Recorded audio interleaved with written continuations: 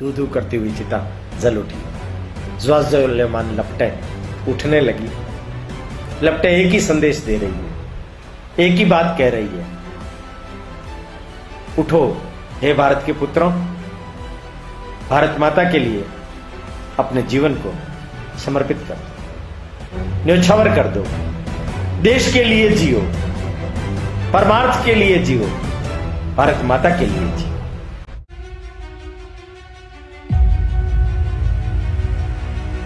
यतो धर्मस्ततो जय, धर्म संस्थापनार्थाय संभवामि युगे युगे।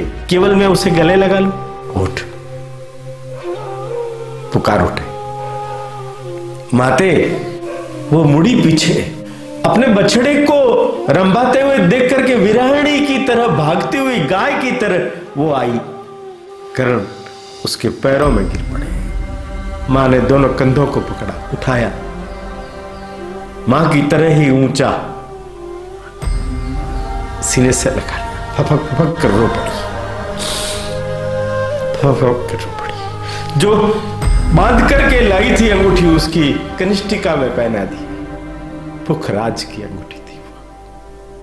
मैं तुम्हें कुछ भी आशीर्वाद नहीं दे सकती बेटा, मैंने तुम्हें दुख ही दुख दिया है और उसके बदले में तुम्हें इस समय में मांगा ही मांगा है। आज जो तुमने मुझे दिया है वही मेरे जीवन की सबसे बड़ी पूंजी है। देवता पुष्प वृष्टि करने लगे।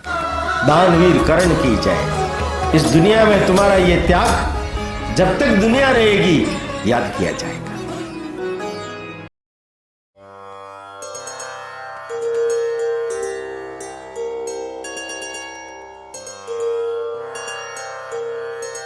हिंदू भूमे सुरक्षार्थ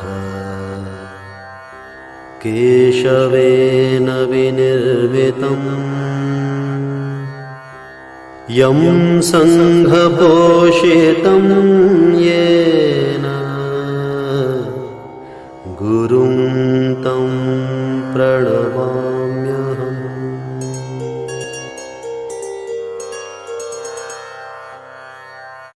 समुत्कर्ष समिति से जुड़ी सभी जानकारियां प्राप्त करने के लिए हमारे YouTube चैनल समुत्कर्ष समिति को अवश्य सब्सक्राइब करें।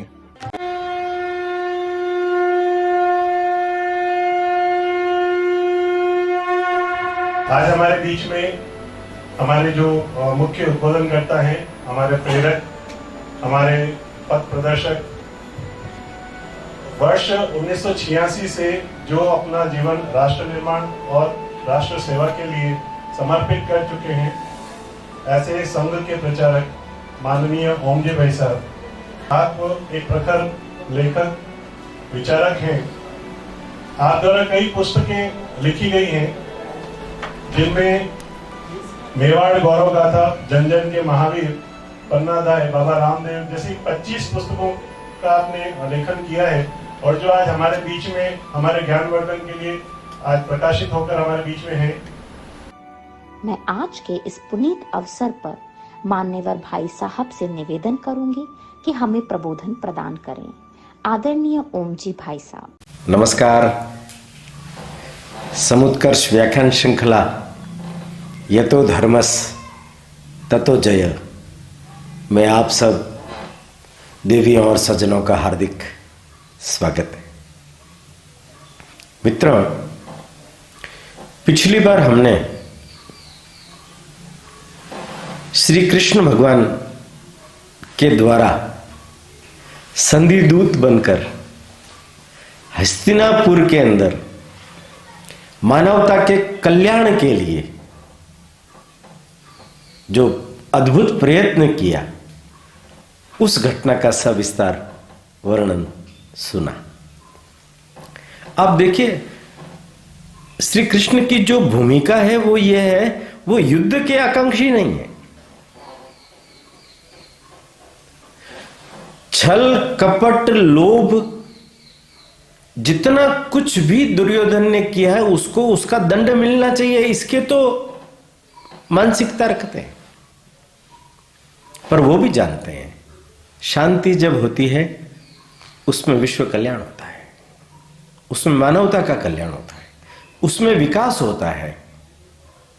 इसलिए शांति के लिए कितना प्रयत्न किया जा सकता है और जो दोषी लोग हैं उन्हें किस तरीके से उजागर किया जा सकता है, इसके लिए उन्होंने प्रयत्न किया। किंतु एक बड़ी विडंबना है। विडंबना यह है कि आप देखिए, अपने हित को कोई भी व्यक्ति पहचान न सका। आज दुनिया की भी बहुत बड़ी विडंबना यही है।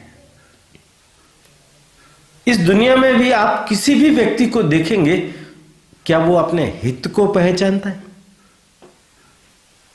क्या उसे अपने हित की चिंता है? क्या वो अपने हित के अनुकूल व्यवहार करता है? देखिए, एक मनमानापन से अपने व्यवहार को करने वाले लोग अगर अपने विवेक को जागृत करेंगे तो उनके द्वारा अनर्थ नहीं होगा। वो स्वयं अर्थवान बनकर के सार्थक जीवन जी सकेंगे।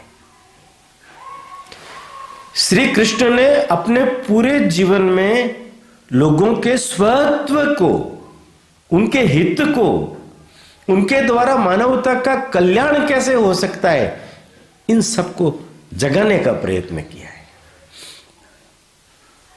हस्तिनापुर में भी उन्होंने भीष्म को भी जगाया। कहा उनको, भीष्म मिलने आए, तब उन्होंने कहा, पांडवों के प्रति आपका इतना प्रेम होने के बाद, वो आपके पुत्र होने के बाद भी आप पक्षपात करते हैं। यह आपका धर्म नहीं है। आप सोचते होंगे मैंने हस्तिनापुर की रक्षा की प्रतिज्ञा की है, उसका पालन करना ये मेरा धर्म है। ये धर्म नहीं है, ये मोह है। इस बंधन को काट दीजिए पितामह, और पांडवों की तरफ से अगर नहीं लड़ सकते तो दुर्योधन की तरफ से भी मत लड़िए। जगाया उनको, जाग नहीं सके। द्रोण को जगाया। तुमने तो द्रुपद के साथ में जो प्रतिशोध लिया वो विवेकहीन नहीं था? क्या अधिकार था तुम्हारा? अपनी झूठी महत्वाकांक्षाओं को जगा करके उसके राज्य का आधा भाग मांग लेना। अपने मन के इस प्रतिशोध के भाव को छोड़ सकते हो क्या? अर्जुन तो आपका शिष्य है ही, परंतु आप अपने मन के अंदर ये जो प्रतिशोध की अग्नि लेकर के चल रहे हो, ये आपको स्वयं को जला करके राख कर देगी। उन्हें भी, अश्वत्थामा को भी, और यहां तक कर्ण को भी जगाने का प्रयत्न किया है। हमने सुना है ना कि हस्तिनापुर के राज्यसभा से जहां रक्तपात को रोकने के लिए भगवान ने जितने प्रयत्न किए, उस प्रयत्नों के विरुद्ध दुर्योधन ने वहीं सभा में रक्तपात करने की योजना बना ली।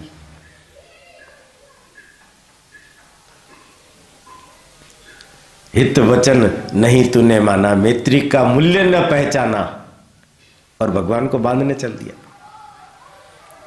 हमने सारी कहानी पिछली बार सुनी है।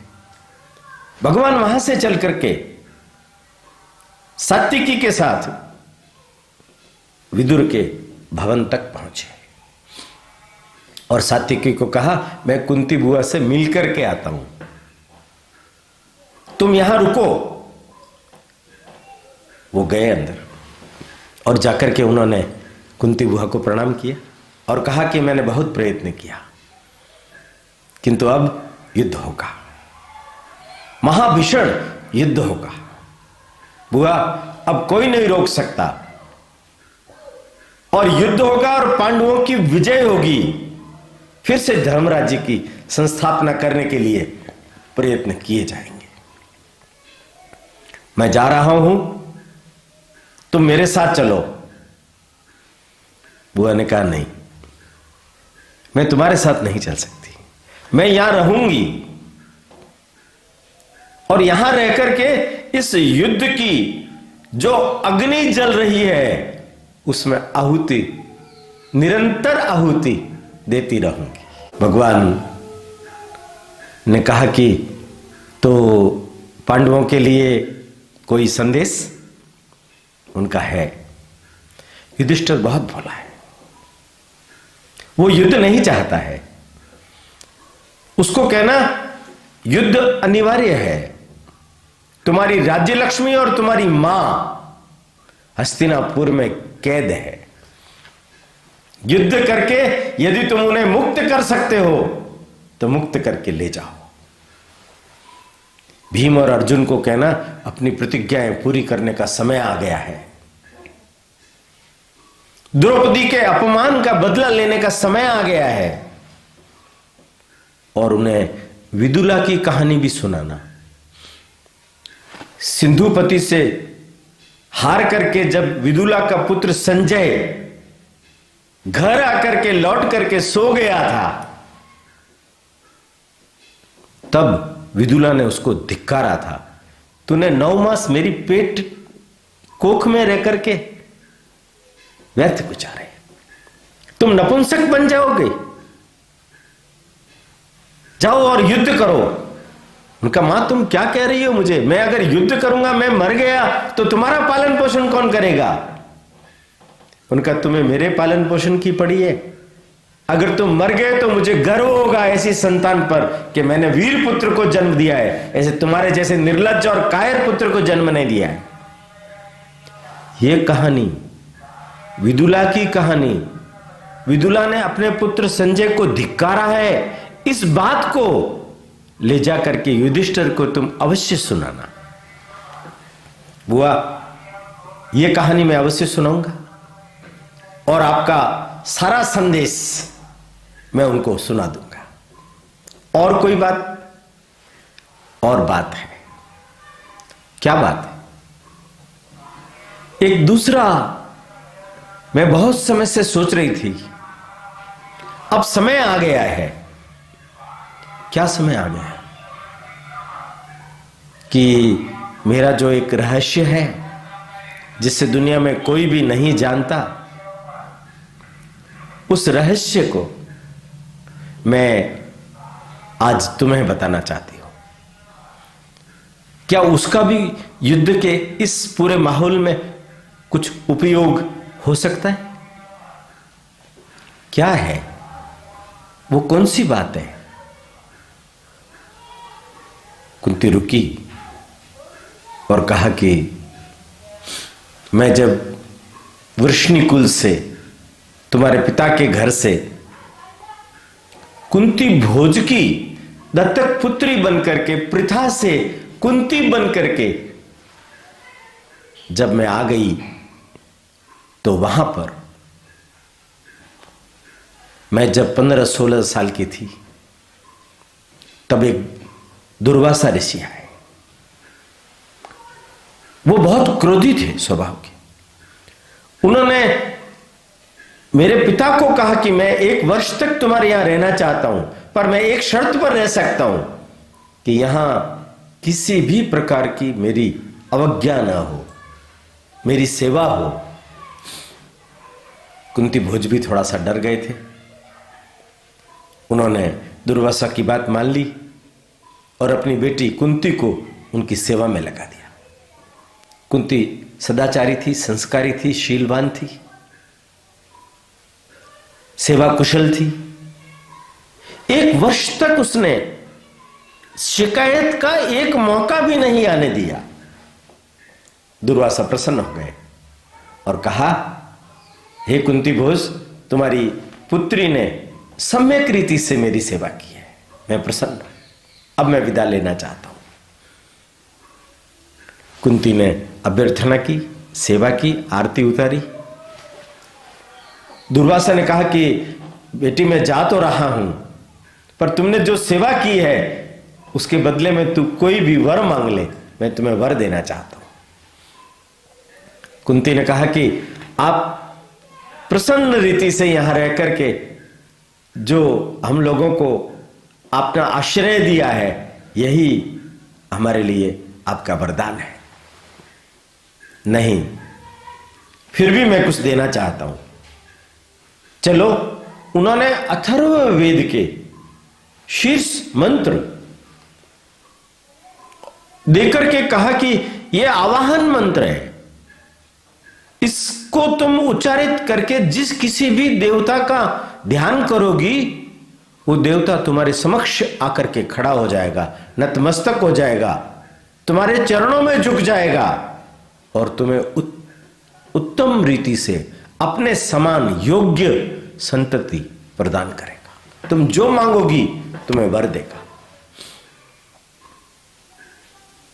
उसने कहा मुझे नहीं चाहिए ऐसे वर, मैं किसी भी देवता का आह्वान नहीं करना चाहती हूं। दुर्वासा ने कहा मैं प्रसन्न होकर के तुम्हें दे रहा हूं, तुम अवज्ञा मत करो। मजबूरन मुझे वो वर लेने पड़े। कुतूहल था मेरे मन में, क्या वास्तव में आवाहन करने से ऐसा हो सकता है? जिज्ञासा थी मेरे मन में, पर बाल सुलभ चेष्टा थी। इसका क्या आगे जाकर के दुष्परिणाम होगा, यह मैं नहीं जानती थी। मैंने कुतूहलवश एक दिन सूर्य भगवान को देखा, उनका प्रचंड स्वरूप देखा, उनका कवच कुंडल से युक्त देह देखा। मैंने आवाहन कर दिया उनका, वो आ गए। मैं घबरा गई। मैंने उन्हें हाथ जोड़ के क्षमा याचना की, कहा कि मुझसे गलती हो गई। मैंने मंत्र को केवल आजमाने के लिए देखा है, मैं नहीं चाहती मेरे पिता के ऊपर कोई विपदा आ जाएगी, मुझ पर विपदा आ जाएगी, मेरा जीवन नष्ट हो जाएगा। हाथ जोड़ के मैंने उनसे बहुत प्रार्थना की, वो नहीं माने। अभिमंत्रित होकर के मैं आया हूं, मैं लौट नहीं सकता। तुम्हारी इच्छा नहीं है तो भी मैं तुम्हें बिना सहवास के एक संतान देता हूं। और उनके पेट में घुस करके कवच कुंडल से युक्त एक पुत्र पैदा कर दिया। 9 महीने गर्भ में रख करके उसने उस पुत्र को पैदा किया। पिता और धाई मां से विचार विमर्श किया, एक कन्या के किसका पुत्र है? कानिन पुत्र है, अपयश होगा, तुम्हारा संपूर्ण जीवन नष्ट हो जाएगा, तुम स्वयं आत्महत्या कर लोगी और इस पुत्र को, जो इतना दिव्यमान पुत्र है, उसको भी नष्ट कर दोगी, उसका जीवन भी खत्म हो जाएगा। तो पिता की सहमति से, आज्ञा से, योजना से अश्व नदी में एक स्वर्ण पेटिका में रख करके उस पुत्र को मैंने विदा किया। मैं विलाप करने लगी, मैं घर आके रोने लगी, यही सोचने लगी कि यह कवच और कुंडल पहने हुए बड़ा ही दिव्यमान तेजस्वी बालक पैदा हुआ है, इसको तो मैं कहीं भी ढूंढ लूंगी, इसको मैं पुनः प्राप्त कर लूंगी। पिता ने उसको जाने नहीं दिया। अश्व नदी में बहाने के बाद वो वहां से चंबल नदी में मिला, वहां से यमुना, वहां से गंगा। मैं आकर के चंपापुरी में अधिरथ के पास, जो धृतराष्ट्र का सारथी था, सूत पुत्र था, अधिरथ और राधा, उनके कोई पुत्र नहीं था, उनको ये पेटी दी गई। कहते हैं कि अधिरथ कुंती भोज के परिचित थे, उन्होंने सारी व्यवस्था स्वयं करवाई और उनके पुत्र नहीं था, इसलिए उनको सुपर्द कर दिया। पर नदी में इसलिए बहा है कि कुंती को पता न चले। कर्ण मेरा पुत्र है। कुंती बुआ, मैं जानता हूं, तुमने ये जो कथा सुनाई है, ये पिताश्री ने मुझे बता दी थी। कुंती भोज के माध्यम से वसुदेव को मालूम हुआ होगा और वसुदेव ने श्री कृष्ण को बता दिया। अब क्या करना है? कर्ण का कोई उपयोग हो सकता है क्या इस युद्ध में? कर्ण आपका पुत्र है, ज्येष्ठ पुत्र है। आप उसके वियोग में, विरह में फड़फड़ा रही हैं, जैसे बछड़े के वियोग में गाय फड़फड़ाती है, ऐसा हाल आपका हो रहा है। आप हस्तिनापुर में इसलिए रह रही हो क्या कि जाने अनजाने में उसके दर्शन कर सको, उसको देख सको? कुछ नहीं भूली हुआ है। मां को चुप ही होना पड़ता है। मां क्या बोल सकती है? काल के थपेड़ों ने जो उसके गाल पर थप्पड़ रख दिया था और जीवन पर्यंत उसे इसका दंश देती रही, वो मां क्या बोल सकती है?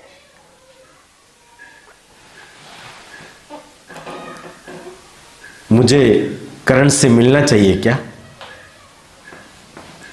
श्री कृष्ण ने कहा, मैं पहले बात कर लेता हूं, अगर मेरी ओर से कोई समाचार आता है तो नहीं मिलना है, समाचार नहीं आता है और मैं सीधा चला जाता हूं तो तुम्हें मिलना है। कृष्ण ने बुआ को प्रणाम किया और शीघ्रतापूर्वक लौट आए। जैसे ही वो बाहर आए और अपने रथ पर सात्यकी खड़े थे, सात्यकी ने बाकी सब लोगों को वहां रोक रखा था, विदुर भी वहीं खड़े थे, विदुर को प्रणाम किया और जाने की अनुमति मांगी। रथ में चढ़ रहे थे कि उन्होंने देखा पीछे कर्ण खड़ा था। अंदर का परिदृश्य ताजा था, कर्ण सामने ही था। भगवान आगे बढ़े, कर्ण को गले लगा लिया। कैसे हो मित्र, कैसे आना हुआ? मैं आपसे क्षमा मांगने आया हूं। क्षमा मांगने? तुमने?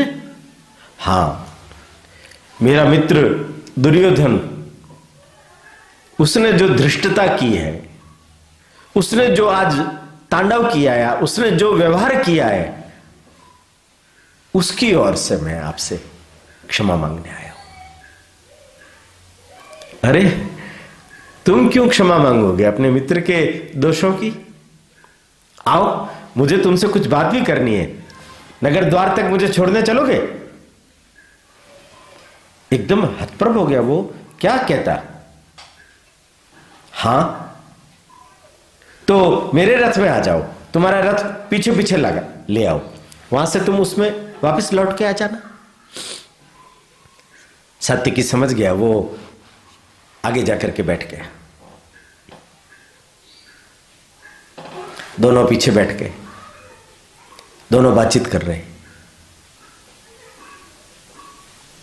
उन्होंने कहा कि मैं तुम्हें आज तुम्हारे जन्म का रहस्य बताने वाला हूं। जन्म का रहस्य? मेरे जन्म का रहस्य? मैं तो जानता हूं ना, मैं अधिरथ पुत्र, राधा पुत्र, सूत पुत्र। मेरे जन्म का इससे बड़ा और क्या रहस्य हो सकता है? तुम नहीं जानते हो। तुम ज्येष्ठ कुंती पुत्र हो। जैसे कोई धौंकनी चलती हो, उसके हृदय की धौंकनी धक धक धक करके तीव्र गति से चल पड़ी, तीव्र गति से चल पड़ी। मैं कुंती पुत्र, वो कहां राजमाता और कहां मैं सूत पुत्र। पूरी कथा जो कुंती ने श्री कृष्ण को सुनाई थी, उन्होंने उसके समक्ष रख दी और कहा कि अपने भाइयों के विरुद्ध तुम विद्वेष की अग्नि में जल रहे हो।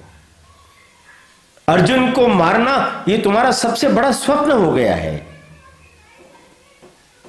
किंतु मैं तुमसे कहता हूं दुर्योधन का साथ छोड़ दो, पांडवों के साथ मिल जाओ।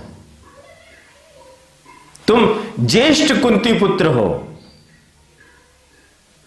तुम्हें पांचों पांडव मिलकर के सारा राज्य सौंप देंगे।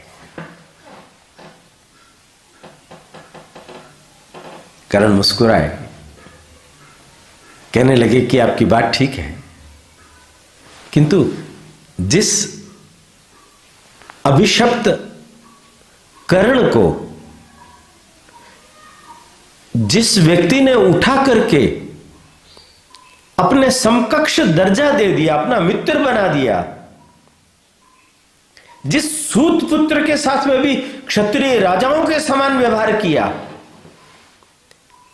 इस विकट संकट की घड़ी में मैं दुर्योधन को छोड़ दूं अपने लोभ के लिए?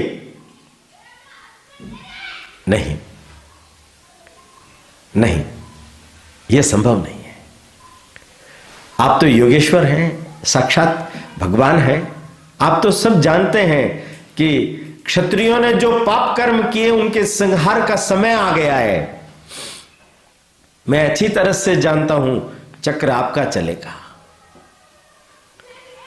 ढेर दोनों तरफ से उन लोगों को होना पड़ेगा जिन्होंने पाप कर्म किया है,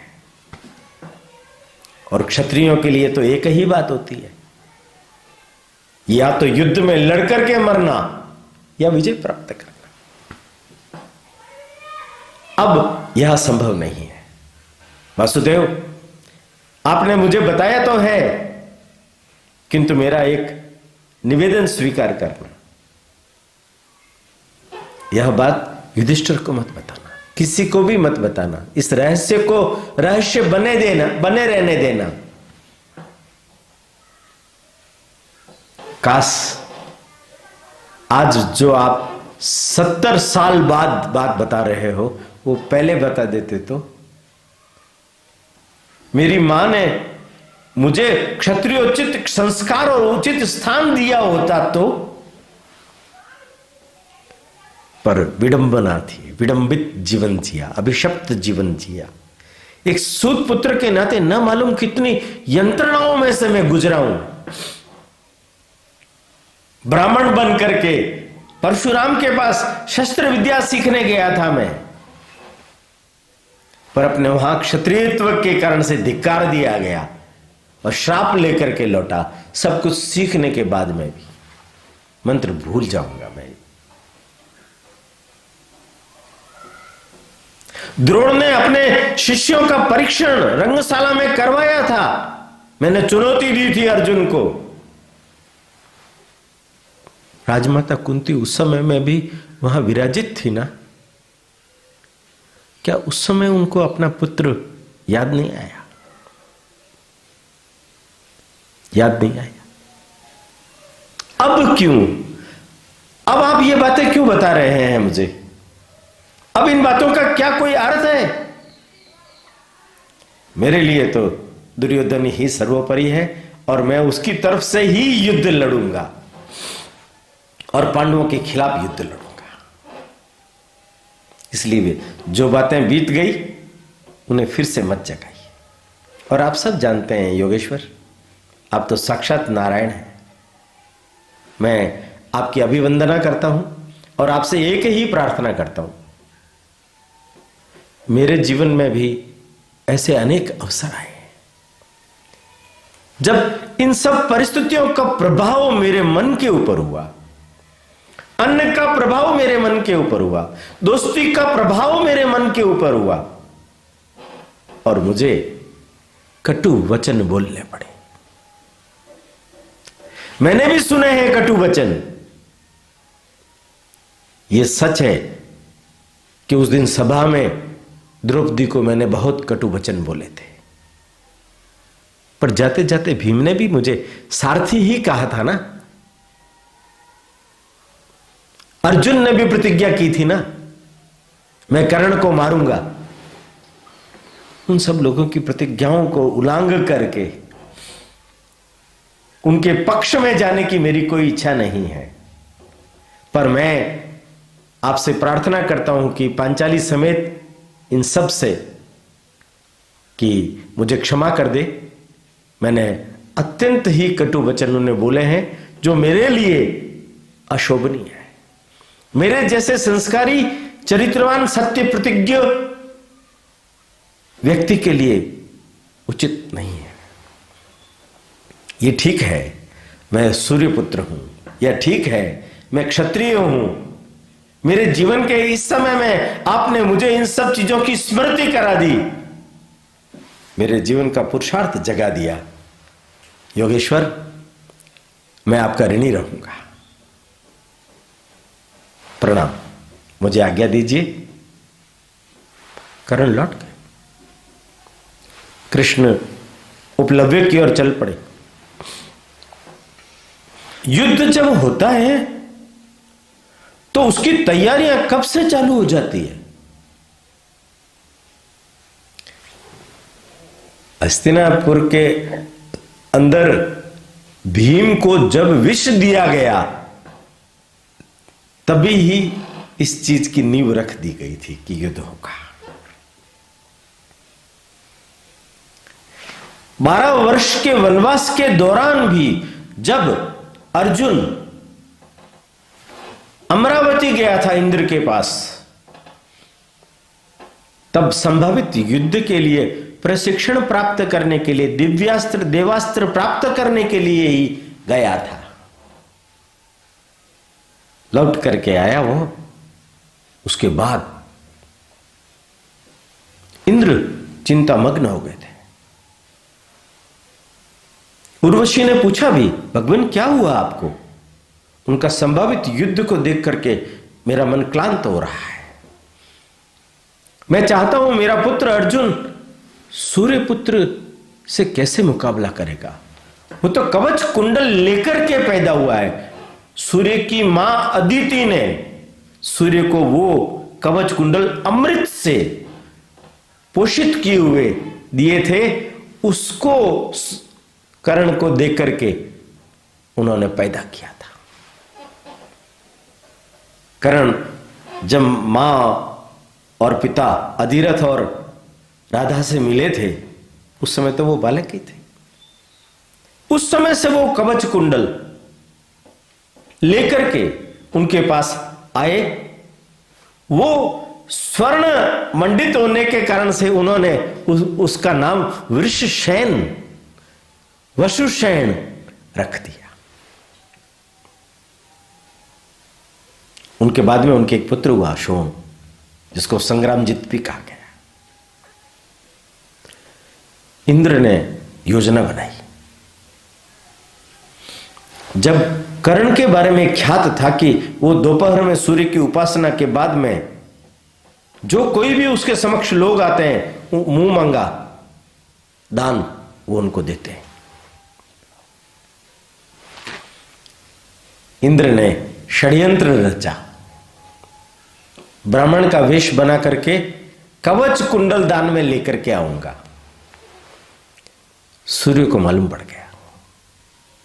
सूर्य ने कर्ण को स्वप्न में जागृत किया कि पुत्र, एक ब्राह्मण के वेश में इंद्र, देवराज इंद्र तुमसे कवच कुंडल मांगने के लिए आएंगे, तुम उन्हें मत देना। स्वप्न में कह रहे हैं कर्ण, ऐसा कैसे हो सकता है? मेरे जीवन के मूल्य है कि मैं मेरे समक्ष आए हुए व्यक्ति को जो मांगता है वो सब कुछ दे दूं। मृत्यु तो एक दिन सबकी होनी है ना। मृत्यु के भय से मैं अपने कवच कुंडल उन्हें न दूं, ऐसा कैसे संभव है? अरे वो देवराज इंद्र है, वो अर्जुन की रक्षा करने के लिए तुम्हारे कवच कुंडल मांग रहा है, जिससे अर्जुन तुम्हें मार सके। उन्होंने कहा कि आप मुझे अपयश के कगार में मत डालिए, मैं उन्हें अवश्य दूंगा। अगर तुम देते हो तो उसके बदले में इंद्र की अमोघ शक्ति मांग लेना। जग गया वो, देखा कोई नहीं था, स्वप्न था ये तो। दोपहर में जब वो सूर्य की अभ्यर्थना करने के लिए गया तो प्रणाम किया और कहा कि रात को ऐसा स्वप्न आया था। उनका वो स्वप्न नहीं था, वो सच था, मैं ही आया था तुम्हें जागृत करने के लिए। दान भले तुम दे देना पर अमोघ शक्ति प्राप्त करना। ब्राह्मण का वेश बना करके इंद्र आ गए। इनकी पूजा करने के बाद में इनसे हाथ जोड़ करके प्रार्थना की कि मैं आपके, यदि आप मुझे देना चाहते हो दान, तो आपके ये कवच और कुंडल ये मुझे दे दीजिए। उनका ये तो मेरे जन्म के साथ पैदा हुआ है, इसको मैं कैसे विलग कर सकता हूं, और इसको मैंने अलग कर दिया तो मृत्यु मेरे ऊपर शासन करेगी, मैं उसके अधीन हो जाऊंगा। इसको छोड़ करके आप कुछ भी मांग लीजिए, मैं दूंगा। उन्होंने कहा नहीं, देना हो तो यही, अन्यथा कोई बात नहीं। मैं जाके कहूंगा दुनिया में कि सत्य प्रतिज्ञ कर्ण ने अपनी बात को छोड़ दिया, मुकर गया। कर्ण ने कहा कि हे देवराज इंद्र, मैं आपके मंतव्य और षड्यंत्र को पहचान गया हूं। चौंका ब्राह्मण। इसका मतलब है कि सूर्य ने बात सुन ली और तुम्हारे तक पहुंचा दी है। कोई बात नहीं, फिर भी तुम देना चाहो तो दे सकते हो। उनका मैं एक शर्त पर दे सकता हूं। कौन सी शर्त? कि इसके बदले में आप मुझे कोई ऐसी शक्ति दीजिए जिससे मैं अपने शत्रु को मार सकूं। मेरे वज्र को छोड़ करके तुम कुछ भी मांग लो। कि इंद्र की बड़ी अमोघ शक्ति है, कहते हैं कि संपूर्ण सेनाओं का संहार करके वो लौट आती है, वो दे दीजिए मुझे। उनका सोच लो तुम, उसके नियम है। अमोघ शक्ति मैं तुम्हें दे दूंगा, मेरी अमोघ शक्ति मैं एक बार देता हूं और उसका तुमने प्रयोग किया, प्रयोग करने के बाद वो सीधी मेरे पास आएगी, और केवल एक बार ही तुम उसका प्रयोग कर सकते हो। चाहे तुम अपने शत्रु को मारो, चाहे शत्रु सेना को मारो, किसी भी रूप में तुम उसका उपयोग करो, ये तुम्हारे हाथ में। उन्होंने कहा कि ठीक है, मंजूर है मुझे। उन्होंने छुरिका से अपने कवच और कुंडल काट लिए, कवच निकाल लिए, उनको रक्त से लथपथ दे दिए। देवता पुष्प वृष्टि करने लगे। दानवीर कर्ण की जय। इस दुनिया में तुम्हारा यह त्याग जब तक दुनिया रहेगी याद किया जाएगा। उन्होंने अमोघ शक्ति प्राप्त की। कौरवों ने जब सुना तो सिर पीट लिया।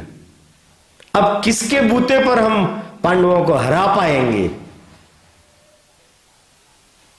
उनका चिंता मत कीजिए, मेरे पास अमोघ शक्ति है, मैं संपूर्ण पांडव सेना को ध्वस्त कर दूंगा। आश्वासन दिया कर्ण। युद्ध की तैयारियां चल रही है, देवता भी पृथक पृथक हो गए हैं। इंद्र ने कर्ण से कहा था, तुम जानते हो कृष्ण कौन है? साक्षात नारायण विष्णु। वो जिसके पाले में हो विजय तो उधर ही होगी ना। वो जिधर हो वो धर्मानुकूल आचरण ही होगा। यतो धर्म ततो जय, धर्म संस्थापनार्थाय संभवामि युगे युगे। संभव तो वही होगा जो श्री कृष्ण चाहेंगे। तुम भले कितनी ही बड़ी अमोघ शक्ति लेकर के अर्जुन को मारने का प्रयत्न करना, पर जिसका रक्षक श्री कृष्ण है उसका कोई बाल बाका नहीं कर सकता। ऐसा इंद्र ने कर्ण को कहा। कर्ण ने कहा, प्रभु कोई चिंता की बात नहीं है। अगर भगवान के द्वारा, भगवान की नियति से मुझे मरना पड़े तो कोई हर्जा नहीं। कर्ण ने तो श्री कृष्ण को जाते जाते यह भी कहा था कि युधिष्ठिर को मत कहना, वरना वो पहले से ही राजपाट सब त्याग देगा। युधिष्ठिर को मत कहना, वो राजपाट त्याग देगा और मुझे सारा राज्य सुपुर्द कर देगा। और मुझे सुपुर्द कर देगा तो जानते हैं आप मैं क्या करूंगा? मैं दुर्योधन को दे दूंगा। और क्या आप चाहते हैं कि मैं दुर्योधन को दे दूं? बिना युद्ध के इन सब लोगों को इनके पापों की सजा मिले, अगर ऐसा हो गया तो कितना बड़ा अनर्थ होगा प्रभु। इसलिए आप मत बताना। कृष्ण चले गए, कर्ण आ गए अपने राजभवन। कुछ समय पश्चात जब कृष्ण की ओर से कोई समाचार नहीं मिला तो कुंती ने सोचा मुझे करण से मिलना चाहिए। पहुंच गई, पेड़ की छांव के नीचे खड़ी है, मुंह पर उत्तरीय डाला हुआ है। कर्ण सूर्य को अर्घ्य देने के पश्चात नदी में से जैसे ही बाहर आया, राजमाता को खड़ा हुआ देखा, वो समझ गया। उसने प्रणाम किया। राजमाता कुंती को कर्ण प्रणाम करता है, नीचे आया। कुंती ने कहा, उठिए कर्ण।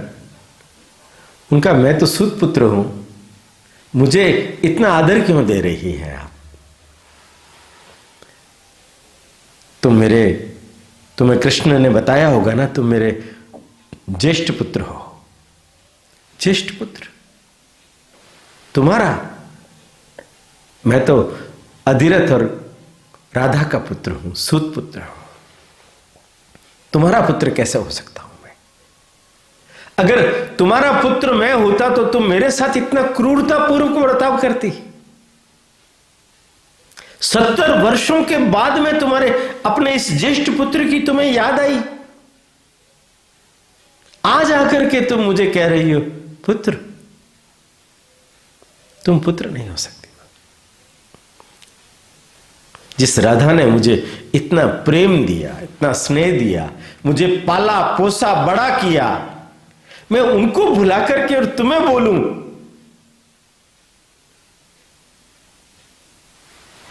कुंती कहने लगी कि तुम्हारी सब बातें सत्य है। मैंने पिता के कहने पर तुम्हारे हित के लिए, वरना तुम भी नष्ट हो जाते और मैं भी नष्ट हो जाती, दोनों के हित में तुम्हारा त्याग किया है।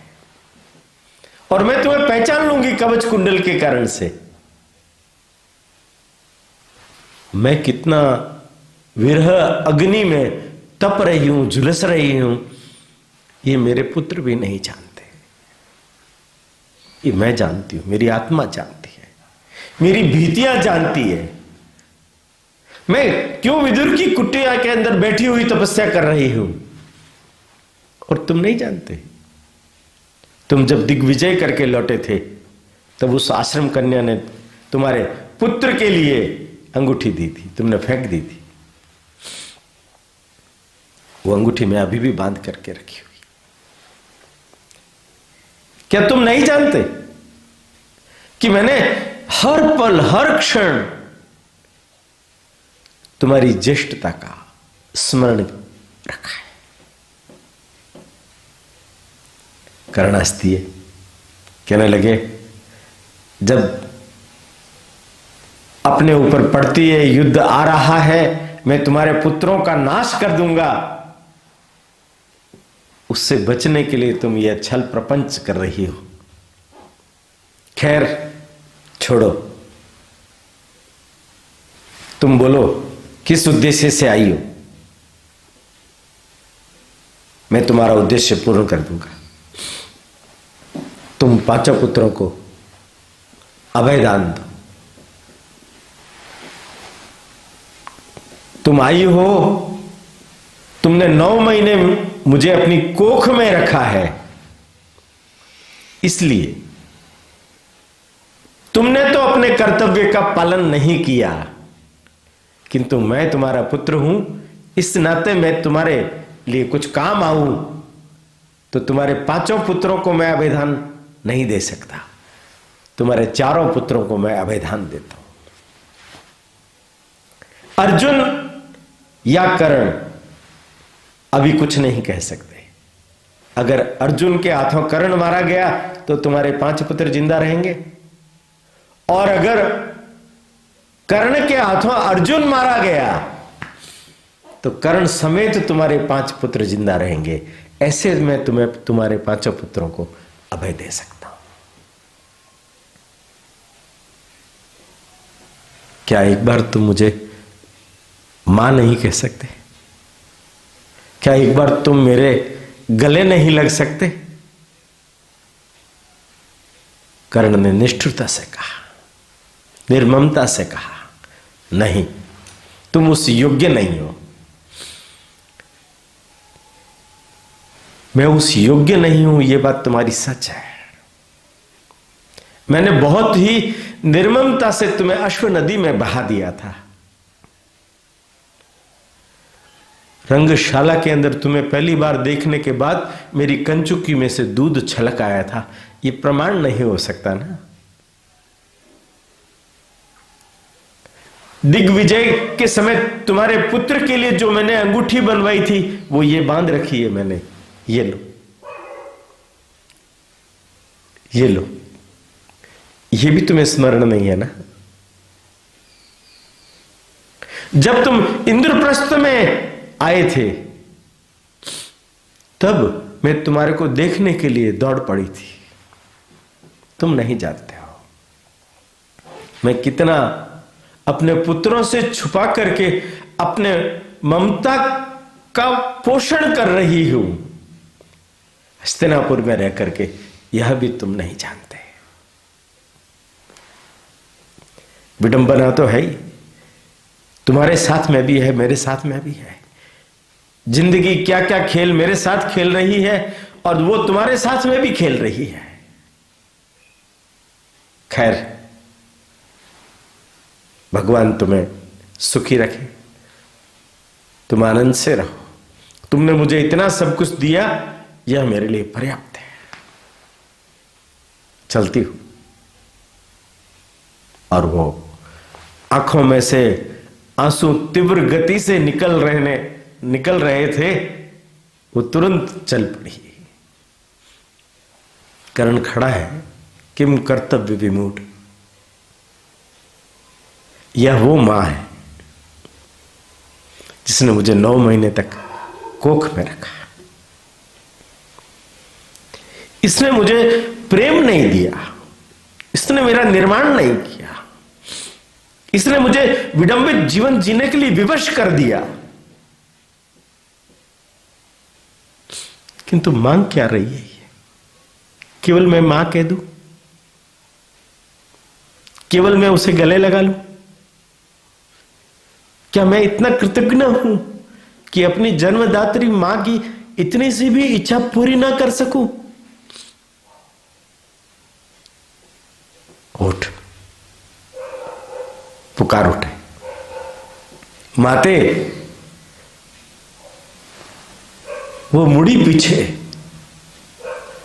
अपने बछड़े को रंभाते हुए देख करके विराहिणी की तरह, भागती हुई गाय की तरह वो आई। कर्ण उसके पैरों में गिर पड़े, फूट फूट के रोने लगे। मां ने दोनों कंधों को पकड़ा, उठाया, मां की तरह ही ऊंचा सीने से लगा लिया। फपक फपक कर रो पड़ी, फपक कर रो पड़ी। जो बांध करके लाई थी अंगूठी, उसकी कनिष्ठिका में पहना दी। पुखराज की अंगूठी थी वो। मैं तुम्हें कुछ भी आशीर्वाद नहीं दे सकती बेटा। मैंने तुम्हें दुख ही दुख दिया है और उसके बदले में तुम्हें इस समय में मांगा ही मांगा है। पर आज तूने मेरी जो झोली भर दी है, वो दुनिया में कोई मां ही समझ सकती है कि पुत्र के द्वारा उसकी झोली कैसे भरी जाती है। आज जो तुमने मुझे दिया है, वही मेरे जीवन की सबसे बड़ी पूंजी है। कर्ण भी मां मां कह करके उसको कस करके अपने सीने से लगा लिया। उसने उनके हृदय पर कान रख करके, क्या हृदय भी धड़क रहा है मां मां कह करके?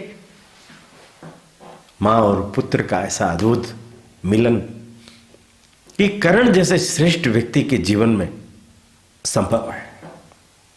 मित्रों, अगर कभी मौका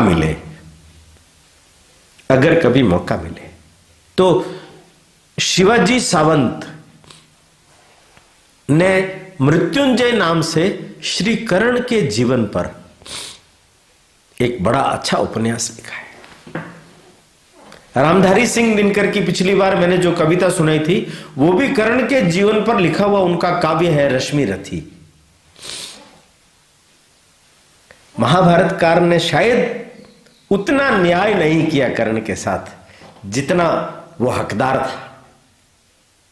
मुझे तो बहुत बार लगता रहा महाभारत में श्री कृष्ण और कर्ण, ये दो ही ऐसे पात्र हैं जिनके बारे में सबको पढ़ना और जानना चाहिए। हमारे अपने जीवन के अंदर हम बहुत अच्छा कर सकते हैं, श्रेष्ठ कर सकते हैं। इसकी सीख, इस आचरण का व्यवहार उनके माध्यम से हम कर सकते हैं। आज कर्ण, कुंती, श्री कृष्ण, इन पर ही चर्चा करके युद्ध के माहौल में हम आ गए हैं। आगे युद्ध की चर्चा करेंगे। तब तक के लिए मैं आपसे क्षमा चाहता हूं। प्रणाम, विश्राम। समुत्कर्ष समिति से जुड़ी सभी जानकारियां प्राप्त करने के लिए हमारे YouTube चैनल समुत्कर्ष समिति को अवश्य सब्सक्राइब करें। आप सभी का समुत्कर्ष समिति के प्रति यही स्नेह और आत्मीय भाव बना रहे। धन्यवाद।